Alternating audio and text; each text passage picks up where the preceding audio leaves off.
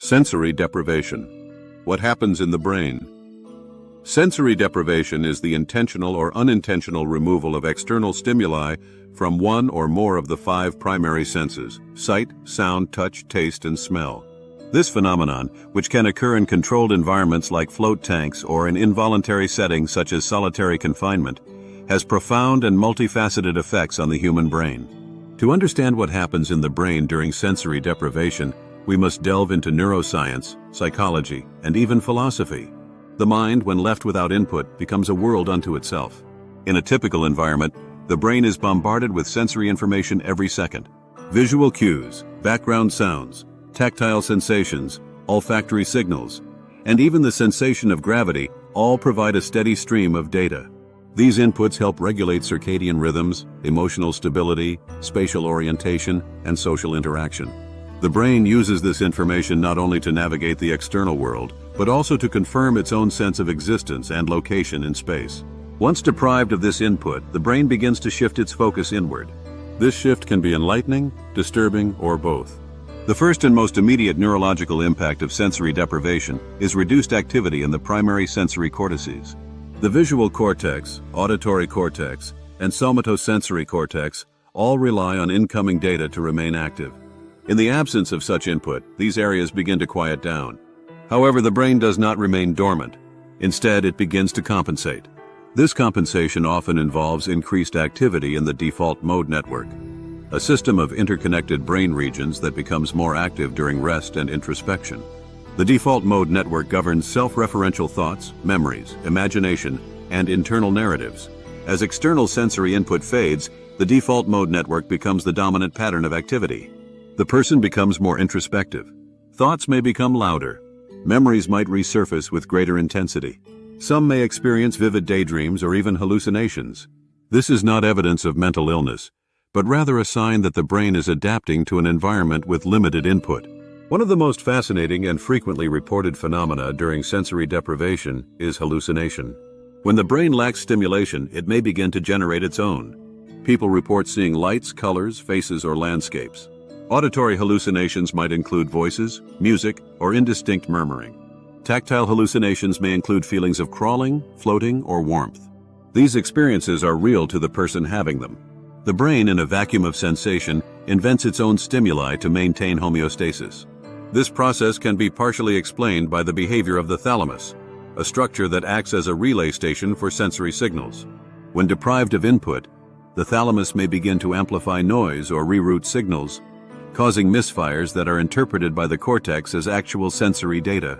This theory is supported by functional MRI studies showing that hallucinations during sensory deprivation often activate the same brain regions that would be engaged if the person were actually seeing or hearing something in the external world. Another aspect that deteriorates quickly in sensory deprivation is the perception of time.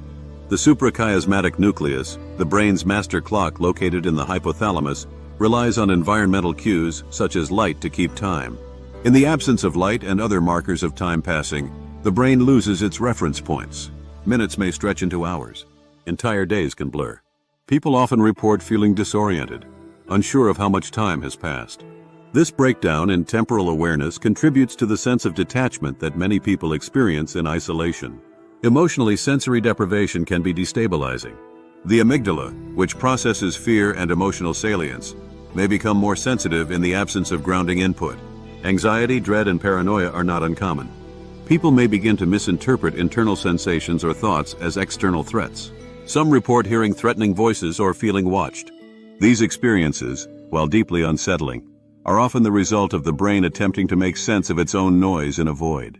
Cognitive functions, such as memory, attention, and decision-making, also begin to decline with prolonged sensory deprivation. The prefrontal cortex, responsible for executive function, relies on stimulation and environmental interaction to operate effectively. When those inputs are removed, people may find themselves unable to concentrate or remember simple tasks. Speech can become disorganized. Thoughts may become circular, obsessive, or nihilistic. This deterioration has been observed in solitary confinement, where inmates often report an inability to think clearly or plan for the future. Yet not all effects of sensory deprivation are negative. In controlled settings, brief periods of sensory reduction can promote deep relaxation, heightened creativity, and even spiritual insight. Float tanks, for instance, are used therapeutically to reduce stress, alleviate chronic pain, and enhance mental clarity. During these sessions, the brain shifts from beta waves associated with active thinking to alpha and theta waves linked to deep meditation and dreamlike states. People often report feeling refreshed, reset, and more in tune with themselves afterward. Cross-modal neuroplasticity is another fascinating outcome of sensory deprivation. The brain has an incredible ability to rewire itself in response to changes in sensory input. In blindfold studies, the visual cortex begins processing auditory or tactile information within days. In deaf individuals, the auditory cortex may begin to interpret visual data. This plasticity demonstrates the brain's resilience and adaptability. It also underscores how essential sensory input is for the brain's normal functioning. There are philosophical implications as well. Sensory deprivation forces a confrontation with the self. With no distractions, the mind turns inward. Some find this terrifying. Others find it enlightening. Mystics and ascetics have used sensory deprivation for centuries to induce altered states of consciousness, divine visions, or transcendental peace. Modern science now recognizes that these experiences have neurological correlates that can be observed, measured, and sometimes even replicated. In extreme cases, such as torture or neglect, sensory deprivation becomes a weapon. Prolonged isolation, darkness, and silence can lead to permanent psychological damage. Post-traumatic stress, depersonalization, depression, and even psychosis are not uncommon. The ethical use of sensory deprivation is therefore a crucial topic in psychology, corrections, and military practice. The experience of sensory deprivation also connects deeply with trauma and dissociation. For individuals who have experienced developmental trauma, the absence of external stimuli can trigger past emotional states. Without grounding input, the nervous system may become dysregulated. This can cause flashbacks, somatic distress, and overwhelming emotion. In such individuals, sensory deprivation may feel less like silence and more like being trapped in a mental echo chamber. Therapists working with trauma survivors must use caution when recommending practices involving sensory reduction. On a molecular level, neurochemical changes also occur. Dopamine levels, which normally fluctuate in response to reward and novelty, may decrease. This can lead to feelings of flatness or emotional numbness. Meanwhile, cortisol, the stress hormone, may increase, especially in individuals prone to anxiety or with a history of trauma. Prolonged elevated cortisol can impair memory, weaken immunity, and contribute to long-term mental health challenges. Interestingly, sensory deprivation is also being studied as a potential therapy. Clinical researchers are investigating its role in enhancing mindfulness, reducing PTSD symptoms, and even improving attention in individuals with ADHD. Controlled deprivation, when introduced gradually and intentionally, can teach the brain to regulate itself without relying on overstimulation. Float therapy, silent retreats, and darkroom meditation have all shown promising results in increasing mental clarity and reducing stress. Cultural and historical traditions also reflect humanity's long fascination with sensory withdrawal. Monasteries, hermitages, and ashrams have long encouraged silence and solitude as paths to enlightenment. Native traditions often include vision quests, days spent alone in nature without food, company, or distraction. In these sacred rites, sensory deprivation becomes a portal to insight, purpose, and transformation. These practices suggest that when used with respect and intention, deprivation can deepen our humanity, not diminish it.